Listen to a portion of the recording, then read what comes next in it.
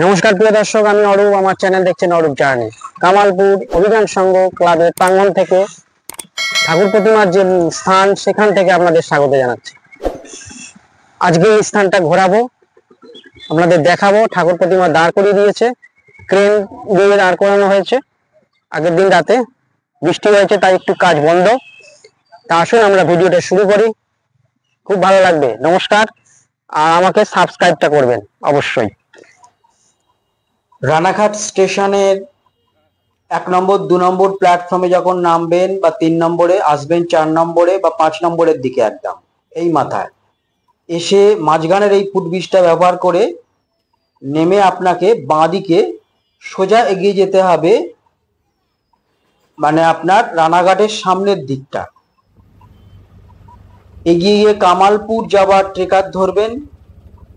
জনপ্রতি 30 টাকা ভাড়া নেবে, বলবেন অভিযান সংঘ। ওরা আপনাকে নামিয়ে দেবে। প্রায় 15 থেকে 16 কিলোমিটার দূরত্ব, সময় লাগবে 30 থেকে 40 মিনিট। আর যেতে যেতে এরকম প্রাকৃতিক সৌন্দর্য আপনারা দেখতে পাবেন, এতেও আপনাদের মন কিন্তু ভরে যাবে। যখন যাচ্ছিলাম বৃষ্টি এসছিল, তবুও জানালার ফাঁক দিয়ে একটু প্রকৃতির সৌন্দর্য উপভোগ করলাম। বৃষ্টিটা এখন থেমে গেছে, প্রায় কাছাকাছি চলে এসেছি। এটা হচ্ছে ধানতলা একটা মোড়,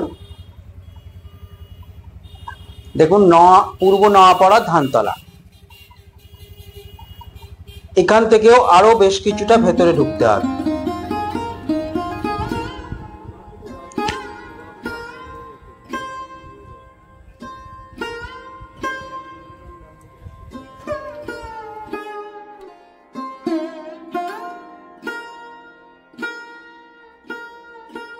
নমস্কার প্রিয় দর্শক, আজ এই পর্বে আপনাদের যে স্থানটা আজকে দর্শন করাবো, এটা কিন্তু একটা পশ্চিমবঙ্গের মধ্যে সর্বোচ্চ দুর্গা হতে চলেছে।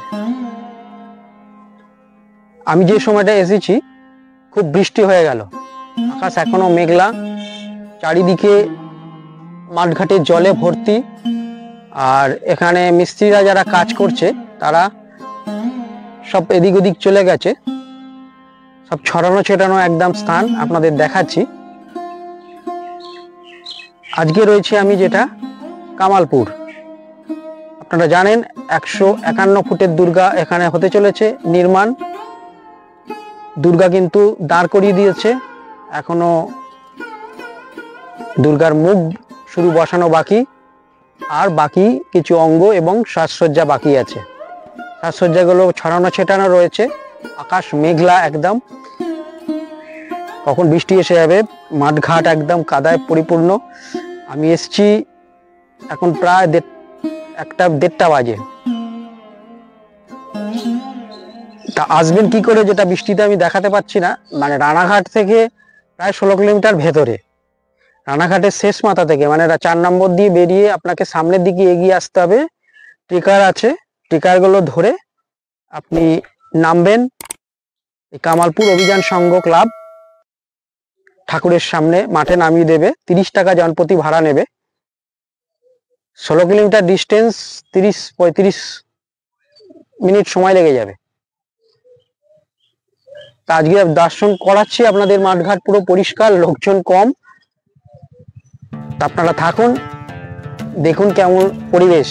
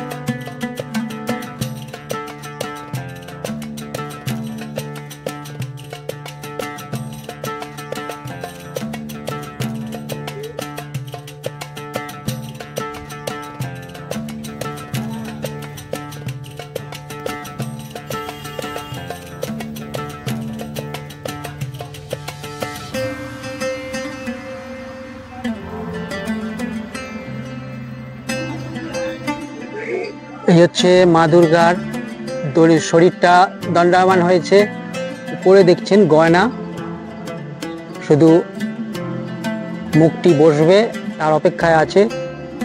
এই হচ্ছে মায়ের চরণ। এখানে সুন্দর কাজ করেছে, দেখুন বেশ ফাইবারের ওপর কাজ করা রয়েছে সারা শরীরটায়।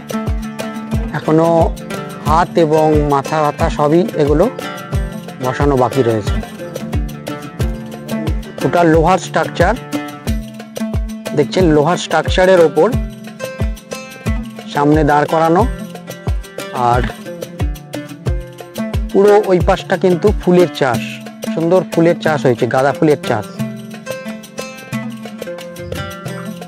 আরো অংশগুলো আপনাদের দেখাচ্ছি। এই হচ্ছে মায়ের মুখ, এখন প্লাস্টিক দিয়ে ঢেকে রেখেছে। এই মুখ কিন্তু ওপরে বসবে, তার এটা কিন্তু বাইরের মুখটার বাইরের অংশ, আর ভেতরে আরেকটা পার্ট বসবে মুখেরই অবয়ব, সেটা বসে তারপর এইটা বসবে। দেখুন হাতের আঙুল, আর ওইখানে অসুর, আরেকটি মায়ের মুখ ওইখানে হচ্ছে, ওই মুখটার ওপর এইটা কিন্তু স্থাপন হবে।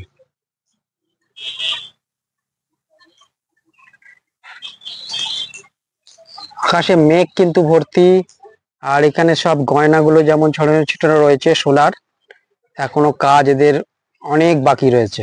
এপাশেও তৈরি হচ্ছে, দেখুন শরীরের বিভিন্ন অংশ।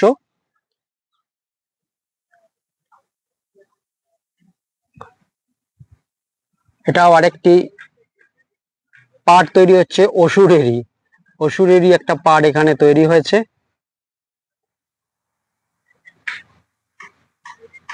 দেখছেন আমার পিছনে কিন্তু সুন্দর গাঁদা ফুলের চাষ, আর পুরো জায়গাটাই কিন্তু কাদায় পরিপূর্ণ, যেহেতু একটু আগে বৃষ্টিটা হয়েছে, একটু সাবধানেই চলতে হচ্ছে। আর ওই পুরো পাটটাই কিন্তু এখন তৈরি হচ্ছে, আর পিছনে পুরো দেখুন খাঁচাটা আর এই মায়ের স্থান। আমি পিছন দিক দিয়ে আছি, সামনের দিক দিয়ে আপনাদের দেখালাম, আর এদিকে সমস্ত পাটগুলো তৈরি হচ্ছে। তাই আপনারা আমার সঙ্গে থাকুন, কেমন লাগে শুধু দেখুন। এটি কিন্তু যে ক্লাবটির দ্বারা পরিচালিত, এটা অভিযান সংঘ।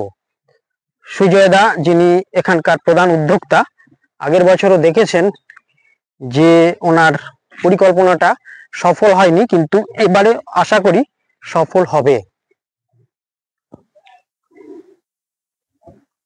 চারিদিকে বডি স্ট্রাকচার, এখানে একটি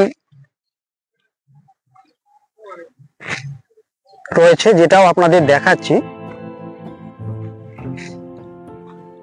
দেখুন সুন্দর গাঁদা ফুলের চাষ হয়েছে, গাঁদা ফুলের চাষ, পুরো জায়গাটাই কিন্তু অনেক বড়। তাই এটা ঠাকুর যেখানে হচ্ছে আর এই জায়গা যা ক্ষেত্র বেশি, এখানে এটা খুবই ছোটই মনে হচ্ছে।